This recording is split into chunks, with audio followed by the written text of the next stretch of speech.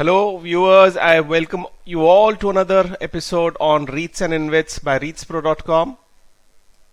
And to introduce myself, I'm Gaurav Jain. I'm an author and trainer, and I have penned these two books which you can also search and get online, or go to our website and find out more about them, or email us also. So the question for a lot of people would be, we would like to know more about REITs and InvITs in depth, or what are they? You can always visit our website reitspro.com. It's all about REITs and InvITs on our website. Now the second thing is that we also have a discussion group. It's a WhatsApp chat group. The description contains the link of the video, and you can join it to discuss it with others. Today's topic is the IRB InvIT, a rising trend. So there are things like the valuation reports and so on, but it has not adhered to that. We'll see that in a moment. And there has been a rising trend. And what are the reasons for this recent price trends? That's what we would discuss today. So if you see over a period of time, the IRB InvIT has increased from in the past 1 year to the level that it is on today. Of course, in the past few days, 5-10 days, there has been a dip from the peak also, but the overall trend, as you can see, has been a rising one. Now the what is IRB? It's the sponsor and project manager is IRB Infrastructure Developers. They have formed a trust called the IRB InvIT Trust, and it has a portfolio of assets as is shown on the screen here. You can pause here. This is from their website.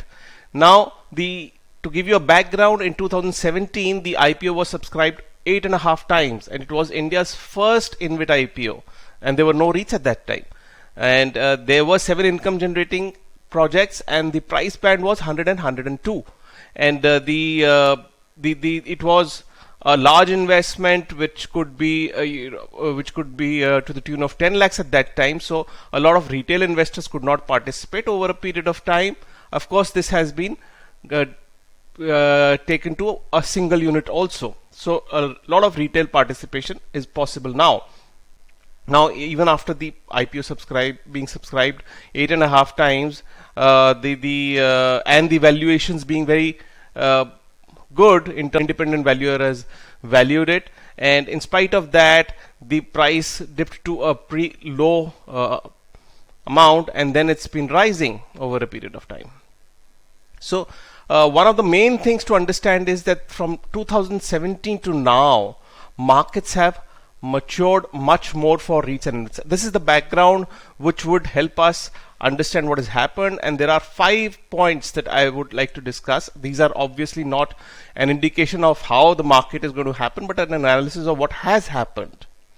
So if you see the unit pattern, holding pattern from 2019 to 2022 has been something like this.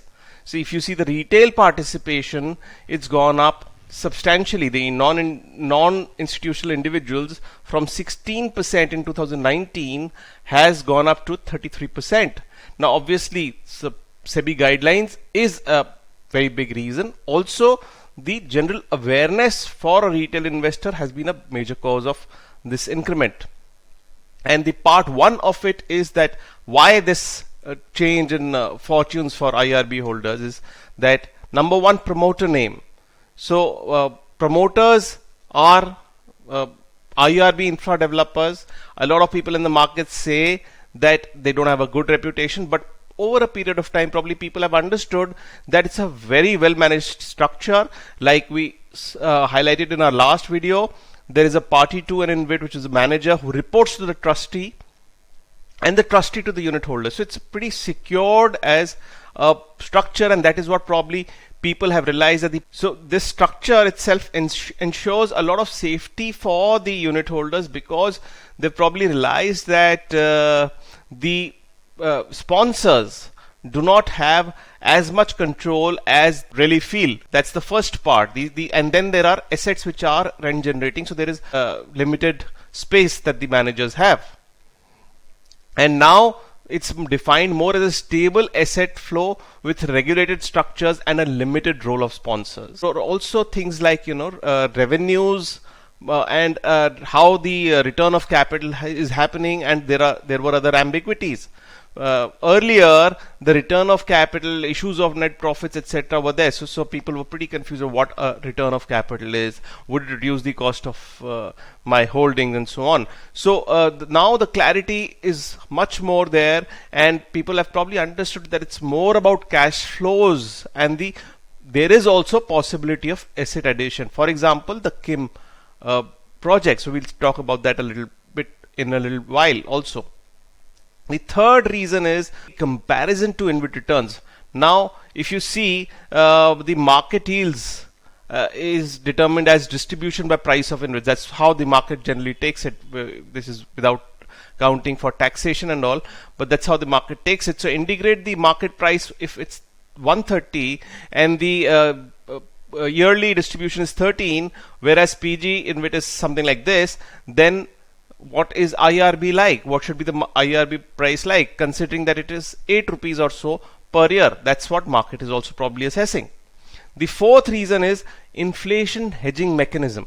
Now we all understand now that this IRB InvIT has a built-in mechanism where there is an inflation hedge. The WPI linkage of tolls is there. So the market is also probably anticipating that is it possible to grow in toll revenues, growth in toll revenues linked to inflation. So they could be ready to pay a higher price for IRB. And as you see, this is a year-on-year growth of toll revenues, and it has grown over a period. So this is a confidence was generated by IRB InvIT on its for its unit price holders.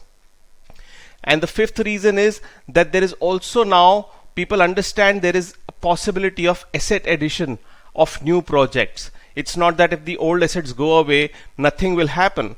So what has happened is that if you see right now there is a 6 highway assets including 5 BOT and 1 HAM assets. Now earlier there were 7 of these, out of which 2 went away. I mean the period got over, and 5 were left, and then the Vadodara Kim HAM project was added. So, and the first annuity was received in Q3. So these are probably the reasons why probably market had started valuing IRB much more than what it was earlier. And the assets, it was also visible that with a 0.3 debt to value of asset ratio, there could be addition of more projects with leverage and more capital raise.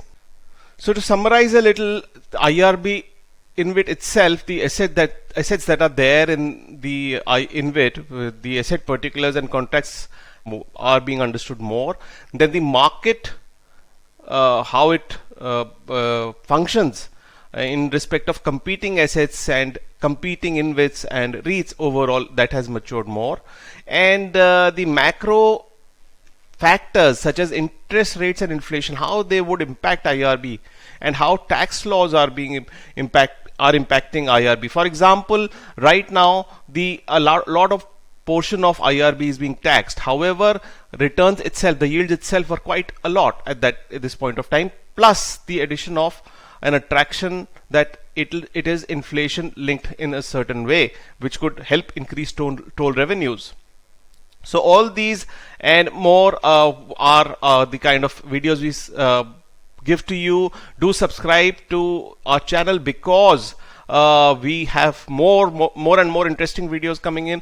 And as a thought, so if you see that IRB is rising and the markets are maturing, then the question could be why is a Brookfield REIT declining over a period of time? So would come up with that video soon also. And meanwhile, you can also join the discussion group like I just mentioned before, and the link is there in the description of the video. And if you have any queries, do write to us by mail or on WhatsApp or Telegram. Thank you so much for watching.